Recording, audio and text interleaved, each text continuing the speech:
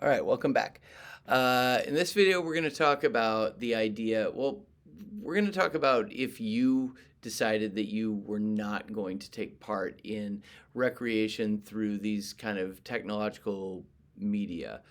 Um, what's it going to be like to live among people that do? And what we're going to talk about, particular relationships, so intimate relationships, and not necessarily romantic, but just having close friends, although also romantic relationships. But then also, I put down politics here. What I mean there is being part of a community that has to solve problems, which politics is our sort of social institution for doing that. But to begin with, let's talk about what kind of person is created by recreation through TV, through video games, through social media. Basically, I'm going to call these people, and I'm not going to talk about them pejoratively because I am one of these people. I don't do social media particularly, but definitely watch TV, definitely play video games. So I have to be on guard about not becoming overly a tech recreationist. A tech recreationist, somebody is who is partaking in these things to the exclusion of other more nourishing recreational activities, is going to have these attributes. Higher in anxiety, so a relatively anxious person, relatively depressed person, some of these are going to strike a little bit close to home because you're going to see most of us are to a degree anxious and are to a degree depressed.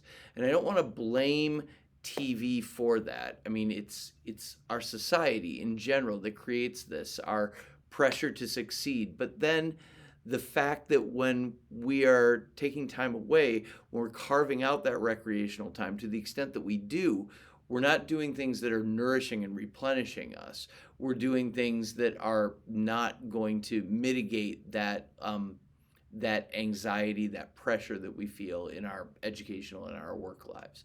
So this tech recreationist is anxious, depressed, expects entertainment and stimulation. We talked about that with regard to TV, and you can probably sense this to a degree yourself, to the extent that you have a difficult time being in a conversation with another person and not reaching for your phone to text somebody else, or not reaching for your phone to check social media, or to the extent that you want to sit outside and just watch the ocean or the leaves blowing, and it is a struggle to not reach for your phone.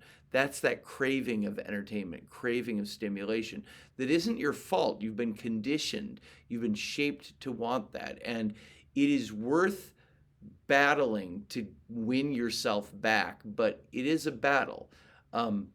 Be aware of that.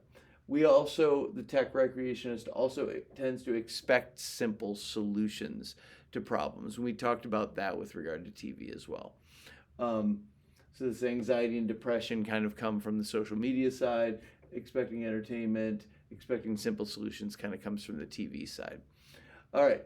So what's it like to be in a relationship with people like this?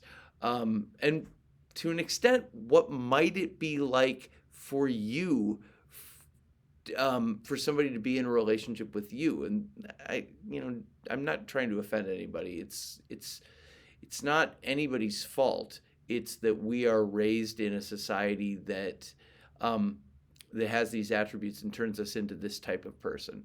So relationships. The thing about relationships is that they are not entertaining all the time.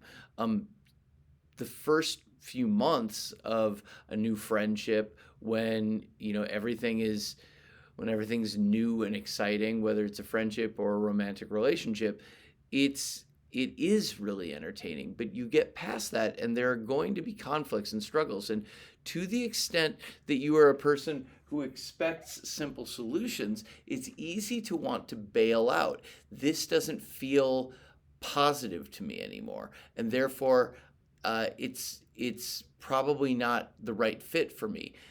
It's important to understand that that is not an intrinsic quality in you to get to a part in a relationship where things are not smooth, and for it to be like, well, that's a sign that I should get out of this. That is a way that you have been conditioned to react to friction, to react to something that's not entertaining. And that's a problem. Uh, People are complex and nuanced, and you're not always going to get the same feedback or the same interaction with them. You have to be able to expect that.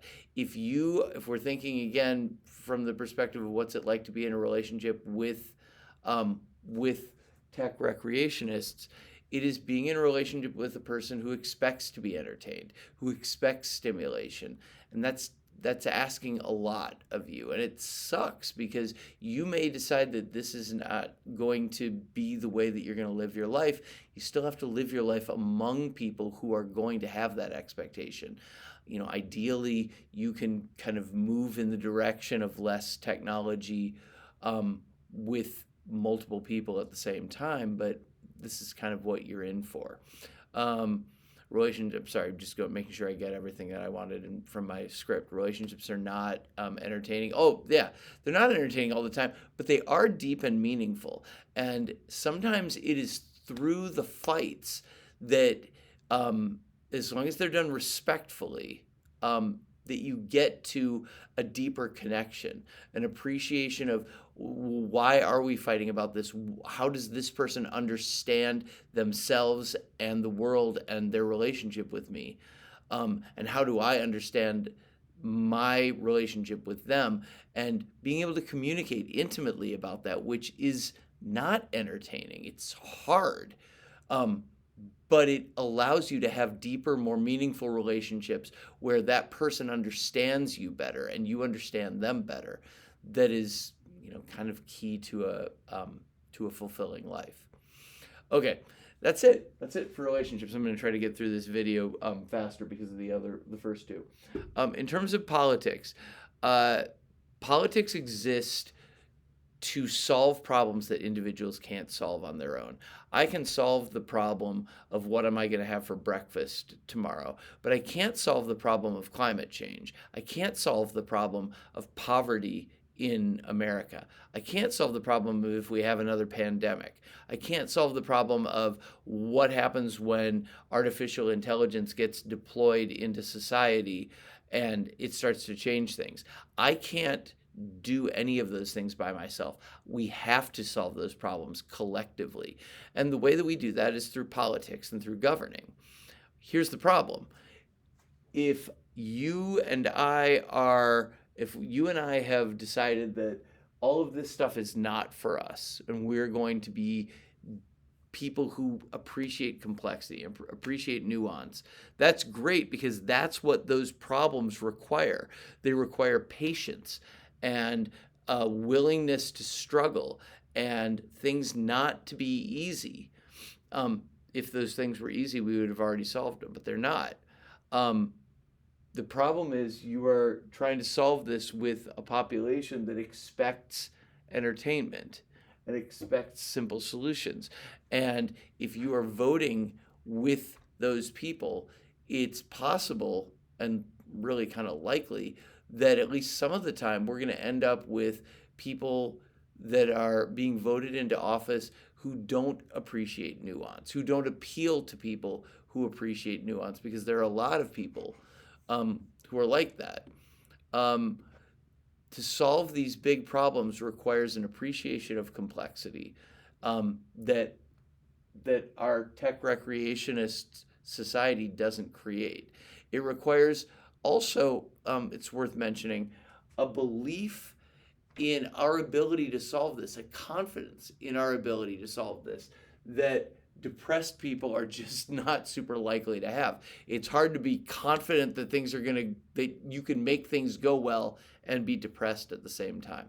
So you decide that carving out recreational time that is going to be really nourishing for you is the way to go. You still have to live in a society that's filled with people who are not doing that. And again, I don't want to put blame on anybody. TV is meant to be addictive. Video games are meant to be addictive. Social media, God knows, is meant to be addictive.